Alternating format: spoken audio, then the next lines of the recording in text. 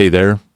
If you love real calming Reddit stories that help you relax and fall asleep faster, you're in the right place. Welcome to Reddit's for Sleep. Hit subscribe and join our peaceful community. Now, let's get into tonight's stories. Story 1. My husband's weekly disappearance led me to a quiet truth. My husband, Rick, disappears every Thursday evening. No, not in the dramatic, run off into the night way. He just leaves, like clockwork. Every Thursday at 6:15 p.m. sharp, he grabs his coat, rain or shine, and says the same exact line. Be back later, babe. Don't wait up. When it first started, I thought it was a book club, or maybe a poker night. He told me he was catching up with an old friend, and I respected that. We've been married for 19 years. Some personal space is healthy. But over time, that little mystery became a hum in my mind I couldn't silence. He wouldn't say who this friend was. No names, no details, just vague smiles and shrugs. I'm not the paranoid type, I swear I'm not. But after 11 months of this, something inside me refused to sit still. So, I followed him. I waited until he drove off like usual, and then 5 minutes later, I hopped in my car. My heart was pounding the whole way, not from fear exactly, but from something else. That feeling when you know the answer you're chasing might change things forever. He drove across town, parked in front of a modest brick house tucked between a florist and a dentist's office. There was a mailbox with the name Carter etched into it. And there she was. A woman, maybe in her 60s, opened the door, silver hair, slight limp, soft cardigan. She smiled at him like she'd known him her whole life. He smiled back. And they hugged. Not romantically, not like lovers, but intimately, like people who shared something sacred. I stayed in my car and watched, transfixed. They talked on the porch for a few minutes, then went inside. Curtains closed. I sat there for an hour. Maybe 2. My imagination tried to fill in the blanks, but the tone of that hug, that smile, it didn't feel like an affair. It felt different. When he came home later that night, I didn't say anything, but it ate at me. For weeks. So the next Thursday, I followed him again, and again. Same house, same woman, same routine. One night I gathered the nerve to ask him, "Rick, who's Carter?" He froze, his shoulders tensed. Then to my surprise, he sat down next to me and sighed, a heavy, honest sigh. "She's my mother." I blinked. "You're, what?" I wasn't raised by her. She gave me up when I was 2. I bounced around foster care until I was 6. Then I got adopted by the Millers. He'd never told me this, not once in our nearly 2 decades together. She reached out a little over a year ago, found me through a DNA site, said she didn't want to disrupt my life, just wanted to see me, so I started visiting. I asked him why he didn't tell me. I didn't want you to feel like I was hiding something shameful. I wasn't sure how I felt about her. Still not. Some days I'm angry, others I feel grateful. She's dying, you know. Stage 4. My throat tightened. Rick looked at me, eyes glistening. I guess I wanted one part of my life to be mine alone, just for a while. We sat in silence for a long time. Not awkward, just quiet. Later that night, I went into the kitchen and baked a pie. His favorite pecan with extra brown sugar. Next Thursday, I asked if I could come with him. He smiled, nodded once, and said, "I think she'd like that." And she did. Her name is Margaret. She paints birdhouses and hums Sinatra songs when she thinks no one is listening. She smells like peppermint oil and old paperbacks. We visit every Thursday now, together. Sometimes we bring dinner. Sometimes we just sit on her porch and listen to the wind. The truth Rick was holding wasn't cruel or scandalous or ugly. It was just human, complicated, wound up in years of loss and discovery. It's funny how quiet revelations can break your heart a little, but also make it whole again. Story 2. I was my sister's bridesmaid until I found out why she really chose me. My sister, Mel, and I've always had a strained relationship. She's 2 years older, taller, louder, more social, more everything. Growing up, she was the sun of every room she entered, and me, I hovered somewhere in the shadows, orbiting quietly. It wasn't that we hated each other. We just didn't click. No late-night talks, no borrowed clothes or shared secrets. We coexisted like polite neighbors in the same house. So, when Mel got engaged and asked me to be her maid of honor, I was confused. We hadn't spoken in over 5 months. Not a fight, just nothing. Then, out of the blue, "Hey, want to be my maid of honor?" I said yes, not because I felt honored, but because I thought maybe this was her way of repairing things. Maybe adulthood had softened her. The wedding prep started fast. Dress fittings, cake tastings, flower arrangements, bridal shower planning. I showed up for everything. And for a few weeks, I let myself believe this was our new beginning. But little things started to add up. Like how every vendor was booked through her fiancé's sister, how the other bridesmaids, mostly her high school friends, barely acknowledged me. How Mel never included me in any actual decision-making. I was more like a helper than a sister. One day, at the bridal salon, I overheard her laughing with her best friend, Amy. They didn't know I had returned from the restroom. She was the only one who fit the dress. Then laughter. More laughter. I stood frozen behind a rack of ivory lace. Later that night, I cried in my car before going home.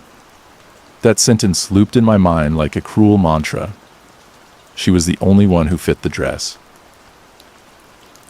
Turns out, the boutique had given Mel a free sample-size gown for the maid of honor to help promote their brand. It only came in a size 6 my size. None of her actual friends fit it. That's why she asked me. Not because she wanted to reconnect, not because she missed me, but because I fit the dress.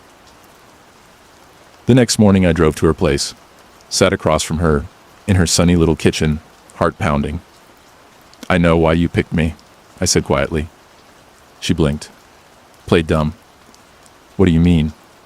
I held her gaze. "You needed someone to fit a dress, not a sister." She laughed nervously, but it cracked in the middle. "Don't be dramatic."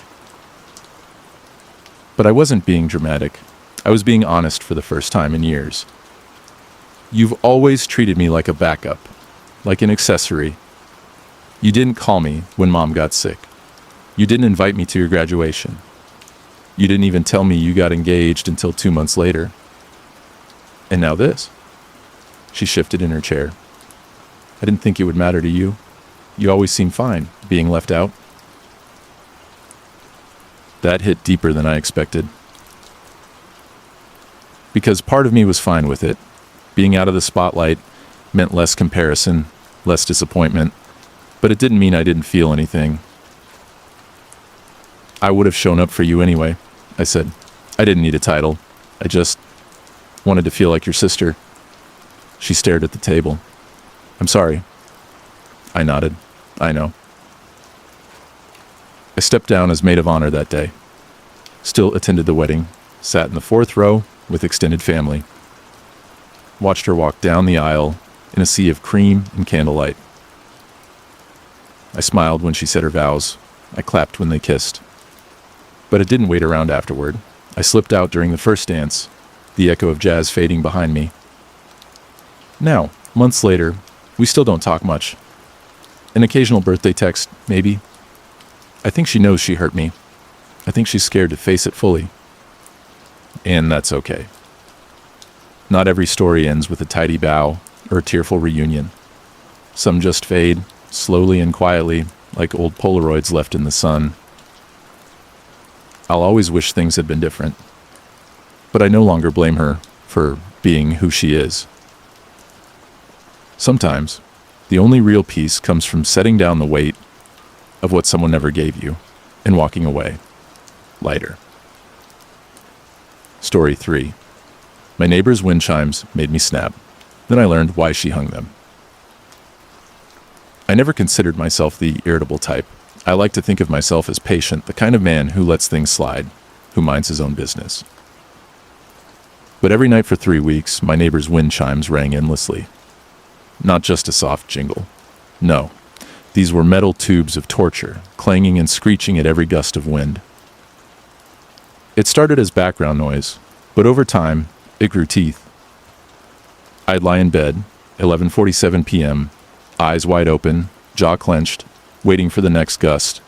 Clink, clank, ting, tink. It was like sleeping next to a malfunctioning xylophone. I live alone. A small, peaceful neighborhood, mostly filled with retirees and quiet couples. I moved here after my divorce, a conscious decision to embrace silence and simplicity. But those chimes became a symbol of everything I couldn't control. After the first week, I tried being polite. I walked next door, knocked, and waited. She didn't answer. Her blinds were always shut. The mailbox would stay full for days. The lawn, though tidy, looked untouched as if it maintained itself. Week 2, I left a note. Simple, friendly.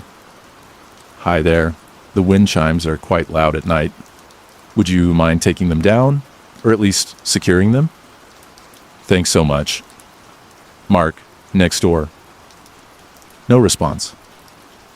They only seemed to ring louder after that. By week 3, I was unraveling. Sleep deprived, groggy, my patience splintered. One particularly windy Tuesday night, I snapped.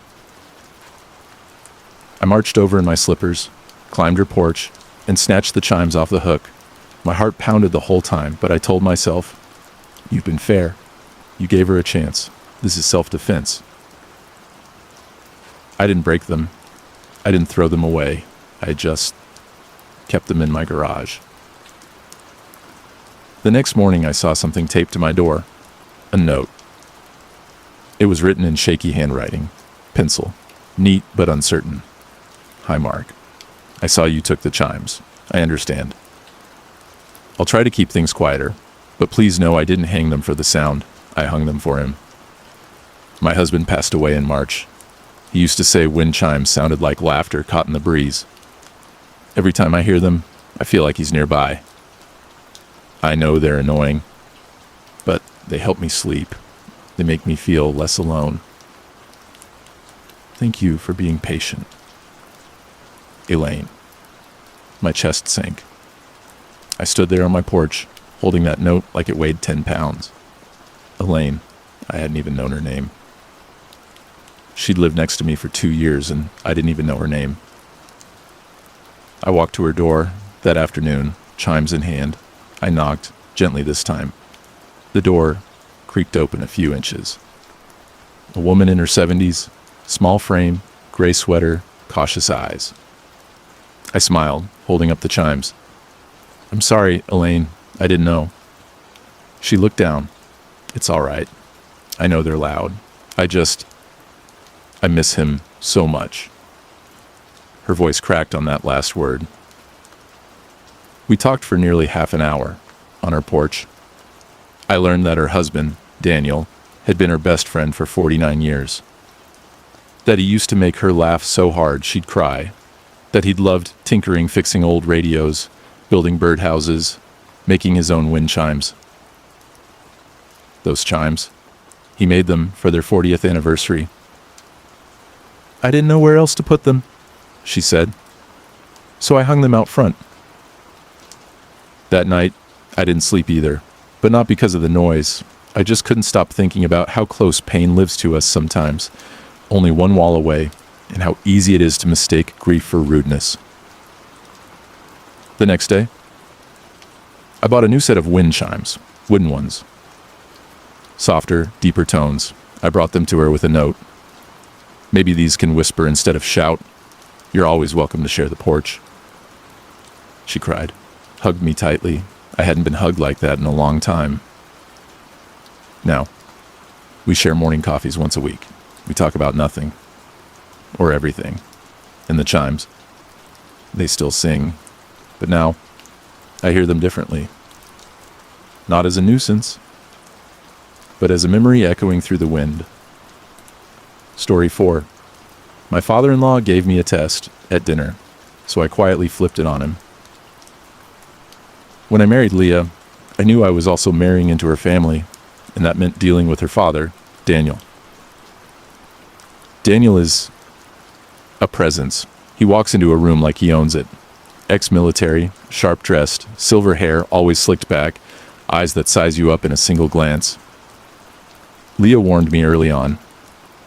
He's hard on everyone, especially men. Just don't take it personally. But from day one, he made it personal.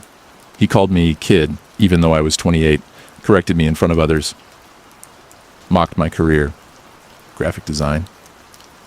That's what teenagers do on Instagram, isn't it?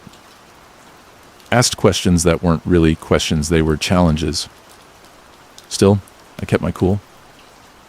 I'd seen enough strained family dynamics to know that sometimes silence is the stronger stance. Then came the dinner. A month before our wedding, Daniel invited me to his house for a men's night. Just the two of us. Steak, scotch, and a real conversation. Leah raised her eyebrows when she heard. He's testing you.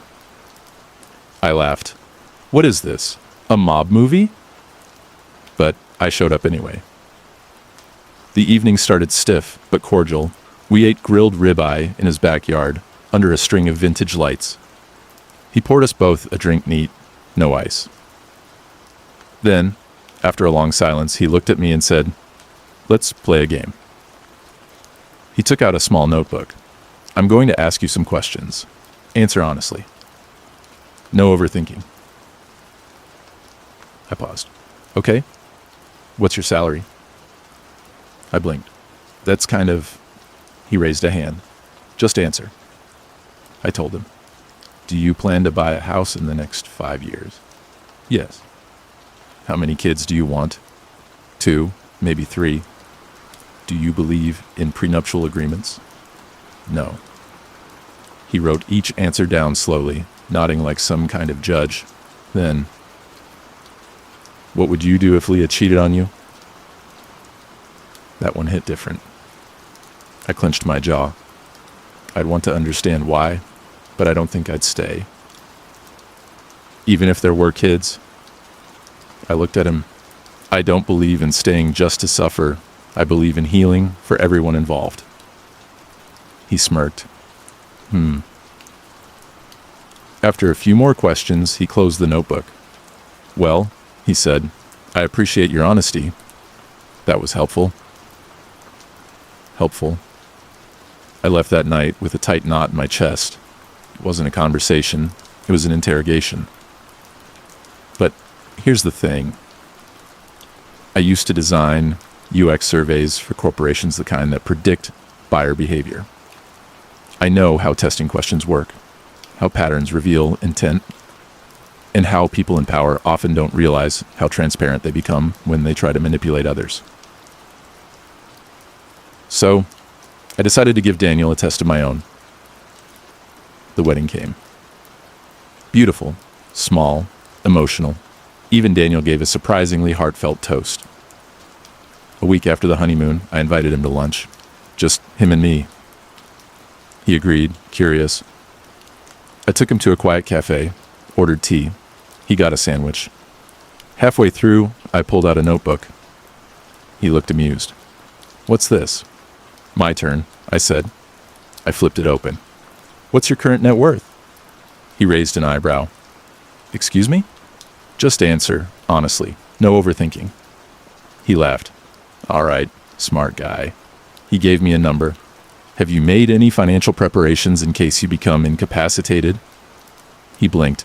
"That's personal." I smiled. So were your questions? He leaned back. Touché. I continued. What was your relationship with your own father like? Long pause. Distant, military man. Never heard I love you from him once. Do you think you've repeated any of his patterns? Silence. Then, slowly. Probably. I've never really thought about it. Have you ever apologized to Leah for the pressure you put on her growing up? His jaw tensed. I know she never told you, but she's told me. The grades, the sports, the curfews. She used to cry before piano recitals because she knew you'd criticize her afterward, even when she won. He looked away. I'm not trying to attack you, I said gently. I'm trying to understand you, because I think that's what real family does. He nodded, slowly. You're good at this. It's my job, but also, I'm your son-in-law now. I want us to be more than polite strangers. We sat in silence for a while. Finally, he said, I'm sorry if I made you feel small.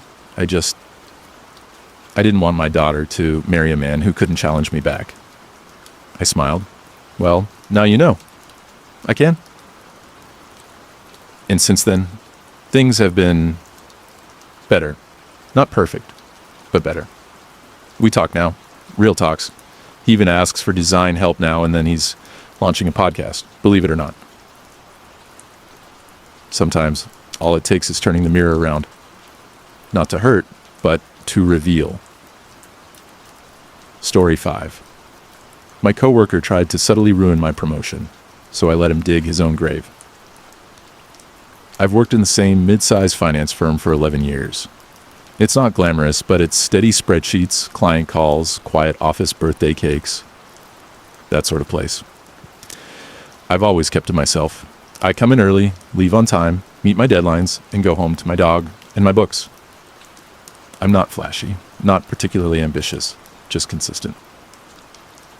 That's probably why the promotion caught me off guard. One morning, I got called into a meeting with our regional manager. She praised my work ethic, my reliability, how I trained newer staff without ever being asked. She said they were opening a senior operations manager role, and I was being seriously considered.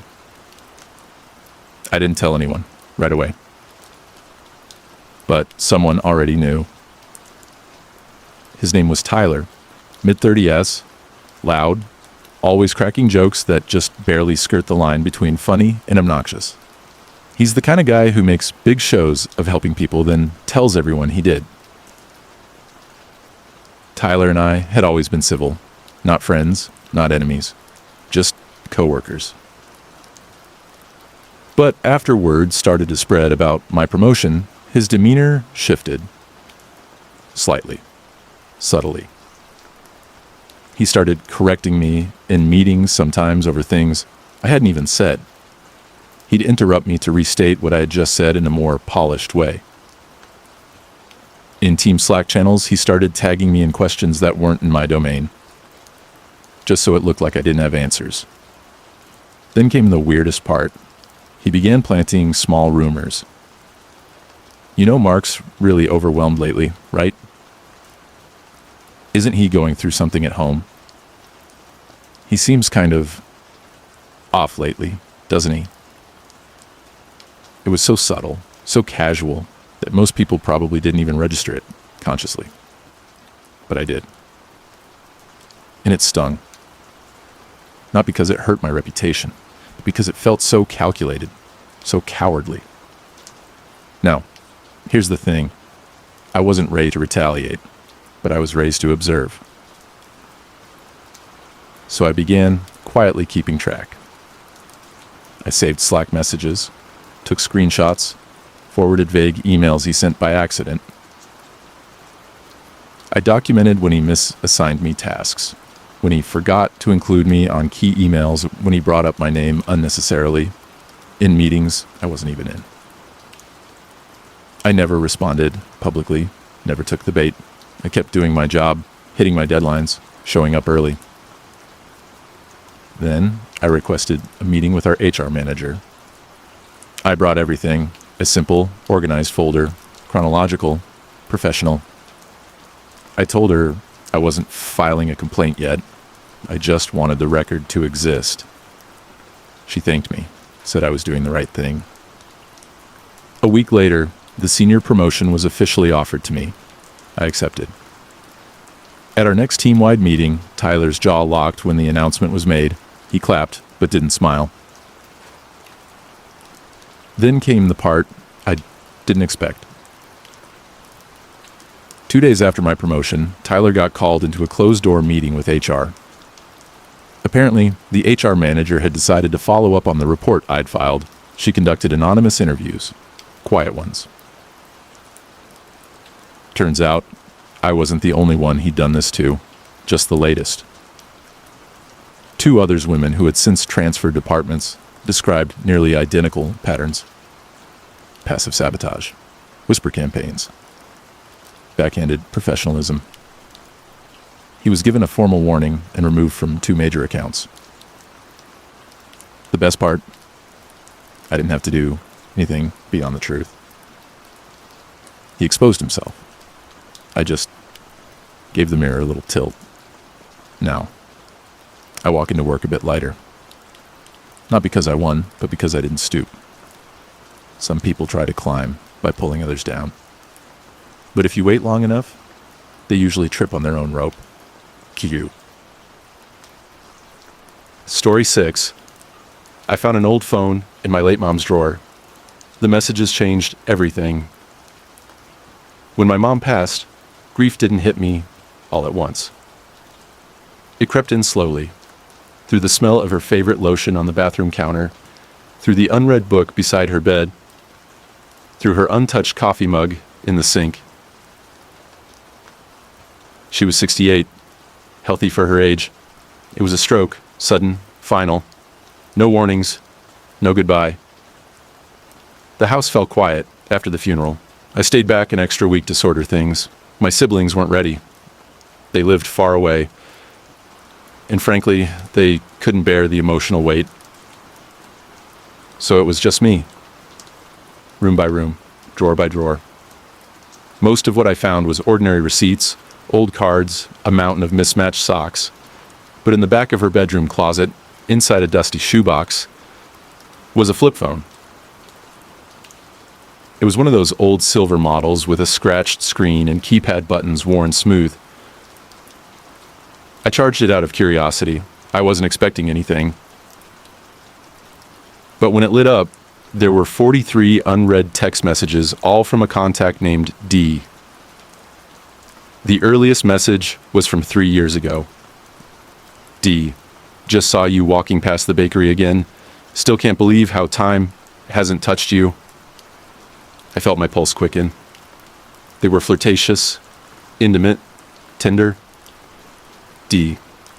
I know we said no calls, but today was hard. Just wanted to hear your voice again. D. Happy birthday. I left something at your gate.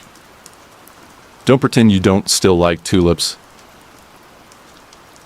I sat on the edge of her bed, heart heavy and confused. My father had died over 12 years ago. They were high school sweethearts. She never dated again, or so I thought. I scrolled through the texts, watching this hidden life unfold in snippets. They never spoke about meeting publicly. They used vague language, our place, the usual time, blue coat today. It was clear they had agreed to secrecy. At first I was angry. Why hadn't she told us? Why the secrecy? But then I reached one of the final texts, dated just 2 months before her passing. D. I'll never push. I know this isn't simple for you, but I meant it. I'll love you quietly, if that's the only way I can. That line stopped me. I'll love you quietly, if that's the only way I can. There was something heartbreakingly beautiful about it. I did some digging, checked phone numbers, asked a few vague questions to her old neighbor, and eventually I found out who D was. David. He lived 2 blocks away, widowed, worked at the local post office for most of his life. I walked by his house one morning and saw tulips planted along the front. I didn't knock. I just stood there for a while, unsure of what to feel. Later that evening, I found an unsent letter in her nightstand, written by hand, addressed to my kids. She never finished it. Just the first few lines. If you're reading this, I guess you found out. Yes, I loved someone. Yes, I kept it from you. Not out of shame, but because after your father, I didn't think I was allowed to love again. I didn't want you to feel like he was replaced. He wasn't. He never could be. That's where the ink trailed off. I sat with that letter in my lap for a long time. She didn't betray my father. She didn't betray us. She simply chose to love quietly, in her own way, in her own time. I never brought it up to my siblings. I think some stories belong to the person who lived them. But sometimes, when I walk past the flower section at the grocery store, I buy a bunch of tulips, just one bouquet. Then, I visit her grave, sit down, and place them beside her stone. Not because I'm mourning anymore, but because I finally see her fully, as more than my mother, as a woman who had secrets, longings, and second chances. And that makes me love her even more. Story 7. I lent my brother $8,000 to save his business, then found out what he really used it for. My younger brother, Darren, has always been the dreamer. The kind of guy who talks fast, thinks bigger, and believes rules are more like guidelines. He's the reason I know about NFTs, Bitcoin crashes, and how to trademark a podcast idea in under 15 minutes. He's also the kind of guy who's always starting something. A few years ago, it was dropshipping, then a food truck idea, then handmade candles with crystals for mood energy. Most of them fizzled out, some never even launched. But I always admired his passion, until it cost me $8,000. Last year, Darren came to me with red eyes and a shaky voice, said he needed a lifeline. He'd been trying to open a small gaming cafe, a local spot where kids and teens could hang out, play, host tournaments, that kind of thing. He'd found a spot to lease, had suppliers lined up, but was short on cash for permits, wiring, and furniture. Please, I just need $8,000. I swear I'll pay you back in 6 months. I've never been this close before. This is the one. He sounded sincere, tired, but driven. And even though part of me hesitated, the bigger part, the older sibling in me, said yes. We didn't do a contract, just a text. Loan of $8,000 to Darren, on 6/3 verbal agreement to repay in full by 12/3. Simple, trusting. I wired him the money that day. For a while, things seemed promising. He sent photos of the space, showed me posters he was designing, even forwarded an email with permit confirmations. Then, silence. No updates, no replies.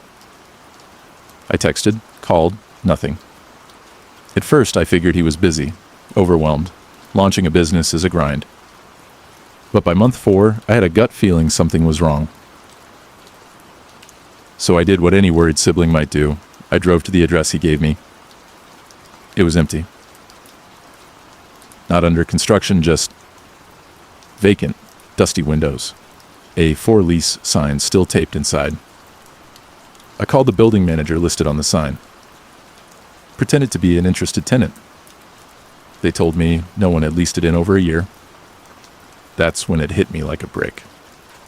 There was no cafe. I didn't want to believe it. But I knew Darren. I knew his tells. The way he avoids confrontation by simply vanishing. The way he convinces himself lies are just delays.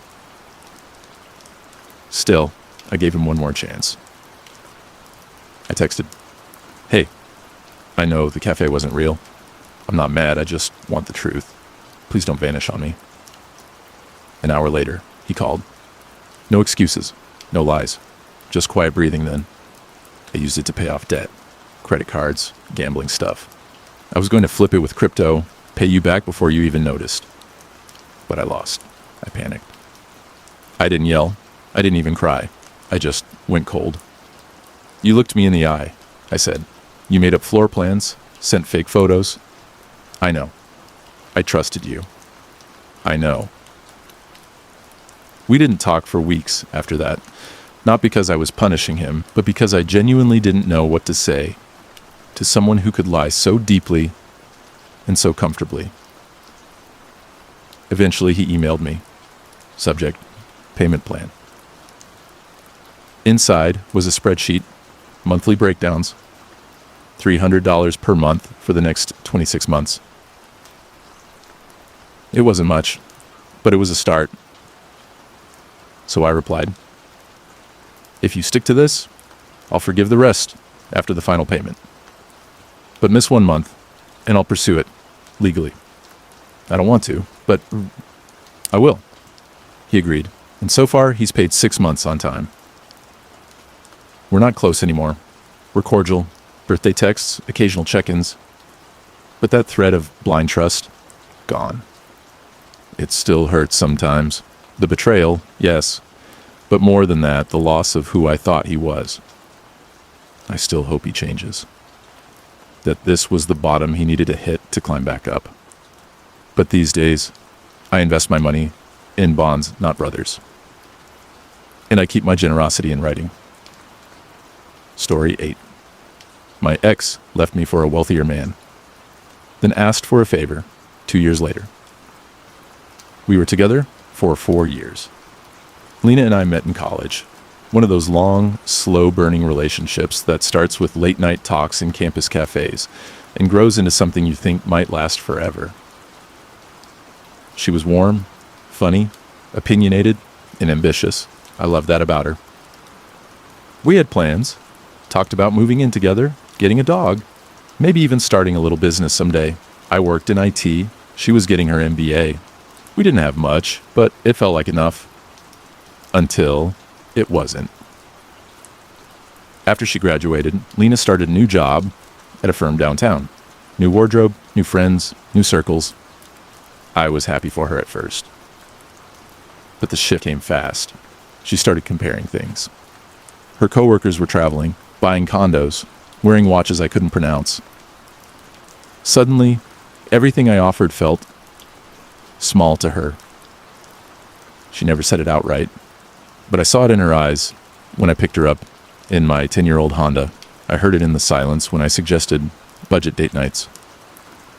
Then came him, David, her mentor at the firm, older, divorced, owned real estate, drove a Tesla, took her to Napa for the weekend, just as friends. You can guess what happened next. She ended it one rainy Tuesday, sat me down with a gentle voice and a cold heart. "You're a good guy," she said, "but we're just on different paths." 2 months later, she posted a picture with David, him in a tailored blazer, her in a wine-colored dress, standing on a yacht. I muted her on everything, not out of spite, just for survival. It took a long time to feel like myself again, to rebuild not just my life, but my confidence. But I did, slowly. Got promoted, started working out again. Traveled, took a coding contract that paid better than any full-time job I'd had before. I wasn't rich, but I was good, stable, content. Then, 2 years later, almost to the day, I got a message from her. "Lena, hey, I know it's been a while. Can I ask you something?" It was like a ghost knocking. I replied cautiously. She said she was going through a tough time. David had moved out. Turns out he'd been seeing someone else, casually, the entire relationship. She was looking for freelance help with her startup website. Said she thought of me because I was always good with that stuff. I sat there, staring at the message, feeling a swirl of old emotions, confusion, vindication, sadness, a strange little flicker of pity. But Mostly. Calm. I told her I was fully booked, that my schedule didn't allow freelance work right now. She said she understood, that she just thought maybe we could catch up sometime. I never replied, because I realized something that night. The pain she caused me was real, but so was the growth that followed. She didn't need help with a website. She needed a glimpse of the person I became after her. The one who learned that being enough has nothing to do with watches, condos, or wine-colored dresses. It has everything to do with staying kind when someone leaves and staying grounded when they come back. And for once, I chose silence not out of bitterness, but because I finally had peace. Story 9. A woman left a note on my windshield, and I never saw the world the same again. It happened on a Tuesday, a plain one. Gray sky, lukewarm coffee, light drizzle tapping against the windshield. I was late for work and had parked a little crooked in the grocery store lot while grabbing something for lunch. I came back out 10 minutes later and saw the note, folded neatly under my wiper blade. I sighed. Thought it was someone chewing me out about my parking. I was ready to roll my eyes and throw it away. But it wasn't that.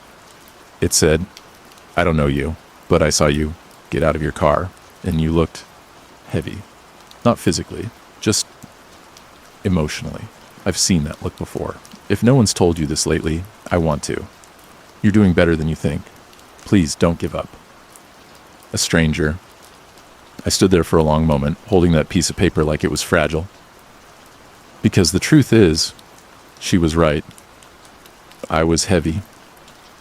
My dad had passed away 4 weeks earlier. I hadn't cried about it, not once. Not at the funeral. Not after. See, I'd just been functioning, driving to work, nodding in meetings, sleeping 4 hours a night. I'd kept everything inside until that note cracked it open. I sat in my car and stared at it for what felt like forever. Then, slowly, the tears came. Quiet, steady, cathartic. It was like someone saw me for the first time in weeks. Not just the shell I was performing, but the person inside. And she didn't want anything. No name, no number, no attention. Just kindness. I looked around, half hoping I'd see her, but the lot was nearly empty. She was long gone. I kept that note, still have it in my wallet. And something changed in me that day. I started seeing people differently. Not just as pedestrians, coworkers, cashiers, but as walking stories. We don't know what someone's carrying. Maybe that woman who didn't smile back is grieving her mom. Maybe the guy who cut you off in traffic just got laid off. Maybe the cashier forgot your change because her world is unraveling at home. We move through each other's lives so quickly, but every now and then we get a real chance to make a dent. A kind dent. And that woman, whoever she was, she dented mine in the best way. A year later, I wrote my own note, left it on the windshield of a man who looked like he hadn't slept in days. It said, "You don't know me, but I've been where you are. Keep going. You're not invisible. You're not alone." I don't know what happened to him, but I know what happened to me. I became someone who doesn't just pass through life unnoticed. I became someone who sees. Story 10. I cleaned out my grandpa's garage and found a locked box he'd hidden for 40 years. My grandfather was a quiet man, not the type to share his feelings or tell stories about his past, but the kind of person whose presence filled a room without needing words. He worked as a mechanic for over 4 decades, and his garage was his sanctuary. When he passed away, my family asked me to help clean out his place. The garage was a time capsule, dusty tools, jars of bolts and screws, a workbench cluttered with half-finished projects. I spent hours sorting through decades of his life in those shelves and drawers. On the third day, while moving an old, battered tool chest, my hand brushed against a small wooden box tucked beneath the workbench. It was locked tight, covered in scratches, with no key in sight. Curious, I tried to pry it open, but it wouldn't budge. I asked my dad about it, but he shrugged. Grandpa never mentioned the box. Determined, I took it home and searched online for ways to open old wooden locks without damage. After a few attempts, I managed to unlock it gently. Inside were faded photographs, yellowed letters, and a small, leather-bound journal. The photos were from the 1940s, black and white snapshots of my grandfather as a young man in military uniform, smiling shyly with a woman I didn't recognize. The letters were addressed to him, full of heartfelt words, longing, and hope.